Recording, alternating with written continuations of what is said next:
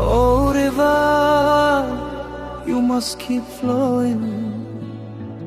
Sometimes gentle, beautiful and calm. Sometimes turning into a terrifying flood. You must carve your way through mountains, even when you are divided into two banks.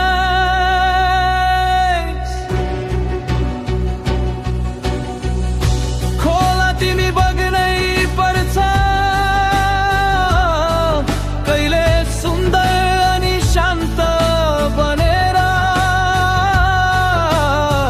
कहिले भयाबाढी बनेर। तिमीले चिर्नै पर्छ पहारा, दुई किनार बने पनि तिमी बग्नै पर्छ खोला। You must keep flowing, oh river, sometimes merging into another,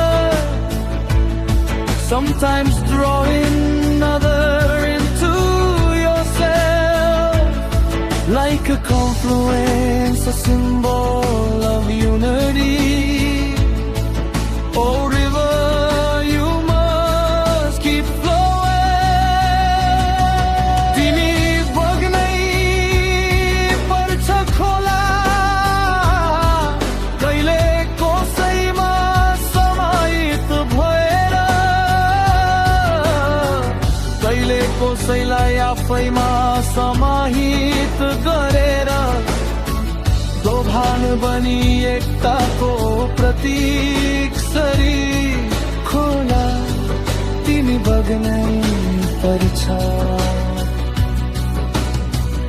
You must soak the fields, you must give the gift of life. At times you must separate, becoming canals. At times dissolve into the soil, full of longing, filling the farmer's granary, sharing his pain. भिजाउनु पर्छ तिमीले फर्महरू, दिनै पर्छ तिमीले जीवन दान। छुट्नु पर्छ कहिले नहर बनी, बिलाउन पर्छ माटोमा रहर भरी। किसानको भकारी भरी उसकै पीडा sorry. In lonely forests, adding music to the call of the cuckoo. You must keep flowing, oh river.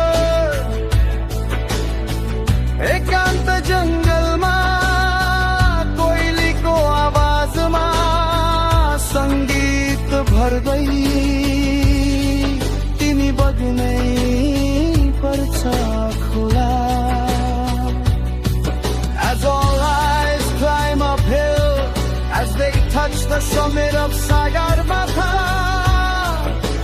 searching for the ocean.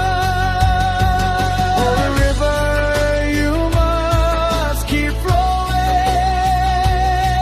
Timi bagnai parcha khola, sabai जीवन को काली चढ़दा, सगरमाथा को शिखर चुम्दा, समुद्रलाई खोज्दै खोला, तिमी बग्नै पर्छ खोला, तिमी बग्नै पर्छ।